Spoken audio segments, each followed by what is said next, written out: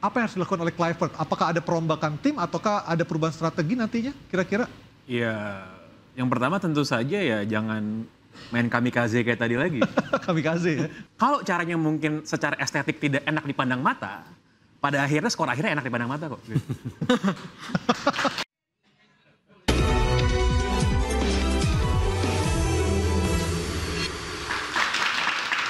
Saya ke Coach RD. Coach RD, kalau pemain timnas Indonesia lebih cocok yang mana sih? Yang ofensif atau yang parkir bus kata Bung Toel tadi?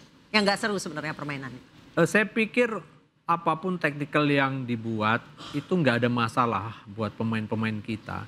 Yang penting persiapan yang cukup untuk kita melakukan itu. Ya. Lalu kemudian selalu kan ada juga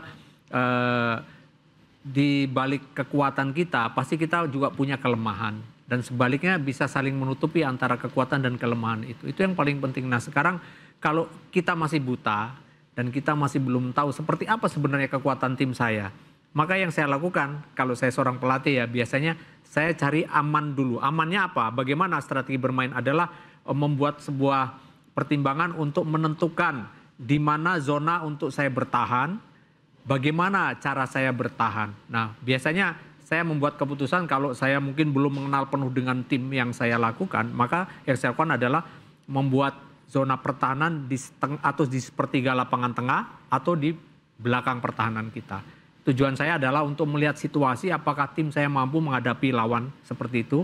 Kemudian setelah itu kita mengeksekusi di babak kedua seperti apa.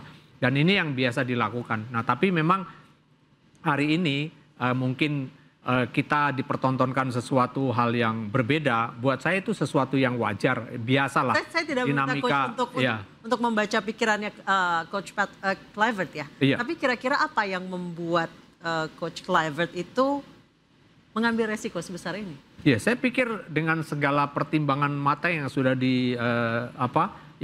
sudah dipikirkan bahwa ini pertandingan melawan Australia ini seperti hidup mati untuk kita lolos otomatis.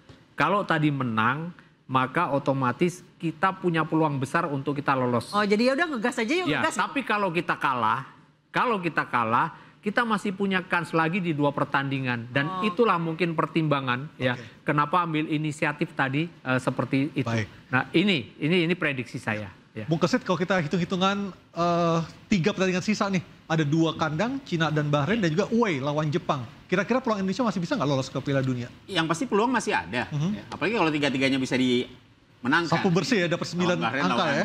China mungkin nggak? Lawan Jepang. Tapi kan kalau yang paling realistis, memang Cina dan Bahrain. Bahrain dan China. Ya. Lawan Jepang susah. Ya walaupun bola itu bundar loh. Juga untuk dapat poin. Apalagi tandang ya. Apalagi Jepang udah lolos. Ya, ya.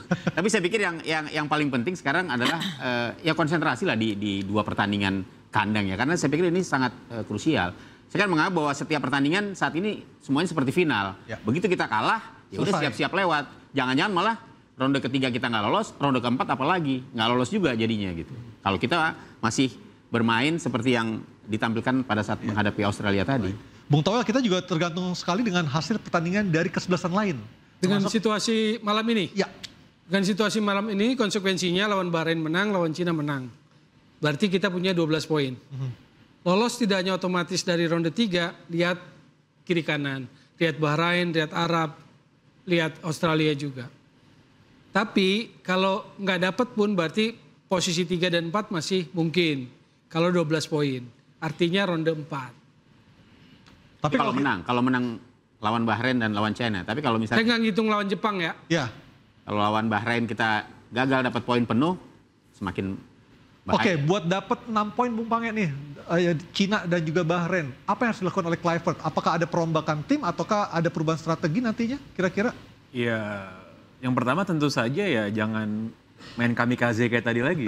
Kamikaze ya? Karena kenapa? Barbar gitu maksudnya. Oh, bukan, itu kan kayak menyerang at all cost itu di awal gitu. Kan gini, lagi-lagi ya kita ngomongin narasi yang terbangun. Kita pengen lihat sepak bola menyerang gitu. Tapi kan sepak bola bukan cuma soal menyerang tapi juga soal bertahan gitu. Kita menyerang oke, bagus banget. Saya juga kaget Indonesia main bagus banget 10 menit pertama gitu kan. Tapi kan pada akhirnya yang membuat kita terpukul itu kan adalah gara-gara defense kita gitu. Jadi kadang-kadang kita harus nge-set juga ekspektasi bahwa kalau memang kita diharuskan untuk melihat sepak bola timnas kita main itu dengan lini pertahanan yang dalam, yang bertahan, ya nggak apa-apa. kalau itu dibutuhkan untuk kita menang. Termasuk parkir sebenarnya juga nggak apa-apa dong. Kalau saya buat saya bola tuh yang penting sangat pragmatis, yang penting menang. Mourinho aja parkir. Apalagi ngomongin tim nasional kan. Iya. Gini, jangan sampai seolah-olah bahwa yang namanya sepak bola itu harus menyerang aja at all cost. Kita maunya bikin gol, tapi kalau bertahan tuh dianggap pengecut. Itu sering terbangun loh kalau buat narasi fans bola ya. Bahwa kalau bertahan doang itu nggak main bola. Namanya enggak. Bola ada nyerang, ada bertahan. Ketika main yang monoton itu jadi masalah nggak sih Mas Pangi? Kenapa, sorry? Main yang monoton itu jadi masalah nggak sih Mas? Main yang monoton? Kalau kita ngomongin soal liga nih ya, 38 pertandingan misalnya, kan banyak pertandingan nih kan. Ya mungkin kita bisa lihat tergantung lawan kita ngukur-ngukur. Ini kayak Mas Kesit tadi bilang, ini kan tiap pertandingan final. Ya. Tiap pertandingan final gitu. Jadi yang harus ditekankan ya sebagai supporter, sebagai penonton adalah kita melihat timnas kita menang. Kalau caranya mungkin secara estetik tidak enak dipandang mata, pada akhirnya skor akhirnya enak dipandang mata kok. Baik, saya masih mau ke Mas Pangi. Mas Pangi, media di Korea menyoroti bahwa golden boy-nya Shin Tae-yong, Asnawi, tidak diajak katanya. Saya sebagai orang yang familiar sama politik, coach biasanya kalau pelatih tuh mainan politik juga gak sih kayak gitu? Wah, kalau itu harus nanya sama coach. tapi saya habis itu mau ke sini. Tapi kalau saya bisa, yang namanya preferensi pelatih itu kan adalah diskresi dan haknya pelatih. Dia mau manggil siapa aja itu prerogatif ya. Prerogatif ya. Itu kayak presiden nunjuk menteri kan. Nah, ini pelatih manggil pemain terserah dia. Ya udah, saya ke coach deh. Ada nggak sih politis kayak gitu? Saya rasa kalau kita bicara tim nasional ya, kita harus bicara mengenai kualitas terbaik yang ada di negara itu.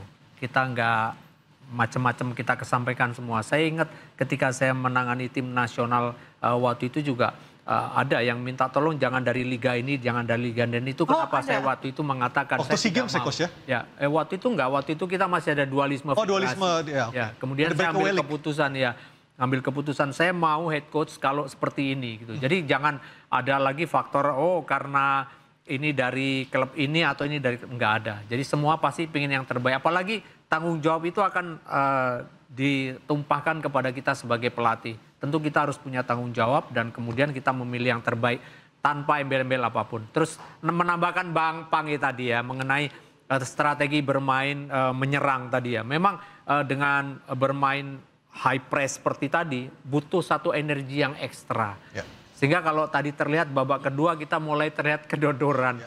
Itu memang impact dari permainan tinggi, high press yang kita lakukan. Karena memang itu ada resiko. Sekali lagi semua apa yang kita lakukan semua ada resiko.